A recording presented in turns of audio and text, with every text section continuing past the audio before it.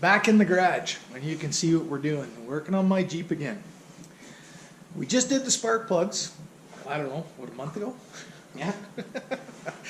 And so what we have to do now is the oil filler slash cooler for my Jeep. Most common years that leak is a 2014, which is exactly what this is. It's a 2014. I got about 140,000 kilometers on it now, and just noticed the other day what happens is that there's a valley, like the oil filter is right there, so it's underneath all of the plenum and everything. But what happens is that there's a valley that it runs back, and it fills up that valley, and then it runs down the bell housing and things of that sort. So it looks like it's a transmission leak, but in actuality it is a oil leak. And you know, I've thought I had to go get a gasket for my transmission. I kind of cleaned it up and waited. It leaked a little bit more, and I'm like, yeah, okay, that's my problem. But anyway, this is the part number here, so you can take a look. That's the part number. You can pause it there. You will need also the gaskets, because when I did the spark plugs, we replaced the gaskets on the top side. These are the gaskets on the bottom side. And again, there's your part number there in that respect, so you can get that. There's our part there. You can see the part number possibly there. And then the this is the coolant that you'll need for the 2014s. That's the part number there for the coolant. But anyway, you can take a look at the video I did with the spark plugs and what we had to do to get this down to that point. We're not going to bore you in that respect and show it all again. Once we get down to where we have to get the cooler out, we'll start the video essentially from there. But I just want to thank everyone for coming and watch the video, and I just hope you enjoy it, and maybe it'll help somebody out there in that respect. But anyway, we'll talk to you very soon. Okay, so what we have, well, I guess where we are right now, as you can see, we got the top plenum off. And that is somewhere. We had to take our fender liner out, which is right there, to get a bracket off the side and things of that sort. Right now we're working on this bracket here, but we have disconnected, or what you have to do is disconnect all your coil packs, because the bolts to get this next piece has to come off. We got to get the bolts off, and then that has to pop out so we can get down to our oil cooler where we put the oil in the engine. So anyway, so this is the bracket here that we have to get off. That one right there, because one of our coil packs is to get the connection off that, it's way down inside there. I did get the bolts off here to release our hard lines. I believe that's the heater hoses.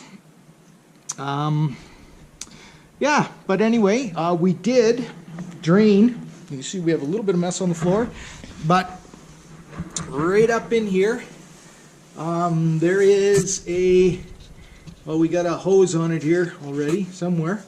But up in there, there's a I don't know, I can't see it myself, but it's right up in here somewhere. There is a valve there that you can open up so that you can drain the radiator, and that is on the passenger side. So as you can see, so it's right down and behind there. But anyway, there's that you have to do.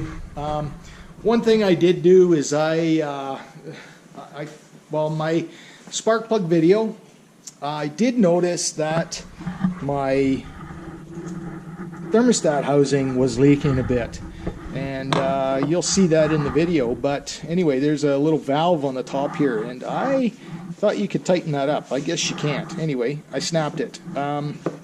65 bucks, and we'll have a new one installed, so we've already called to get one of those. But yeah, this is the head of it. As you can see there, it looks like it is adjustable, but it probably was just pretty brittle. It probably is something that can be adjusted. I'm not sure, but looks like she's pretty brittle, and she just snapped off. And that's probably, it might have been broken before, because it really doesn't look like a brand new brake. But anyway, may have been cracked before, and she just snapped it off, and that's where everything was leaking from to begin with. But anyway, so we're just going to keep going on this. We're going to the bolts that we have to get at are down the side of the engine here. So once we get that bracket off, we'll show you where we're at, and then I guess getting our piece off here, and we'll kind of go from there. Okay, so what you have to do as well is we have to take our injectors off, and where they are, that's these little clips here. There's a little red clip on the top that you just have to pop up, and then it comes off. Let's see if I can get this. It comes off from right down into here, so you have to get those off. We also have to get this. We have to get this bracket off here. We did get the nuts off here. I'm working right now on getting, see where my ratchet is right there? Okay, there's one nut on that side. There's another nut on the other side just down in below here. And we do have to get that out. It's not helping that I do have a dual battery. It's much larger. The factory battery goes this way, which would give you a lot more space. I don't have a whole lot of space because of the tray that this sits in. It sits pretty tight to the motor. So anyway, I'm going to be struggling here a little bit to get that done. But yeah, coming along pretty good though. But we, disconnected our piece here, and to get this, you pull your red clip, and then there's a little push clip on the side here. You push and then you pull it back, and that opens, releases everything. But anyway, we're just going to keep going on this, and once I get this bracket out here, we'll show you where we're at and then what we have to do next. Okay, so we got our bracket here. All we did with that bracket is we just pushed it back in behind there. We got the screws off it, and it's out of the way. And then we were able to take the plugs for the coil packs off. And then you also have to take for the injectors. But we had to take our Christmas tree plugs and get this wire out of the way so we can get all our injectors done. So then what that'll do is it will expose our plugs or our bolts here a little bit better. And as well on this side, we got everything disconnected, so everything is there that we have to take out. When we disconnect the injectors, that enables us not have to, so we don't have to disconnect the fuel rail. Because if you disconnect the fuel rail, it's going to be a mess. So when we do get this out, we have to kind of pull it up and then out this way to get it out, and we just fold it out, and then we'll change the seals on the bottom of that. When I did my spark plugs, these are the seals here that I changed first, and then we're going to just be doing the back side. So that's essentially what we have to do now. This will all stay together with your fuel rail there, or the fuel lines, and then like I said, we're just going to pull this up and put it off to the side here so that we can get at everything down and below, and then we'll show you the mess that we have in there.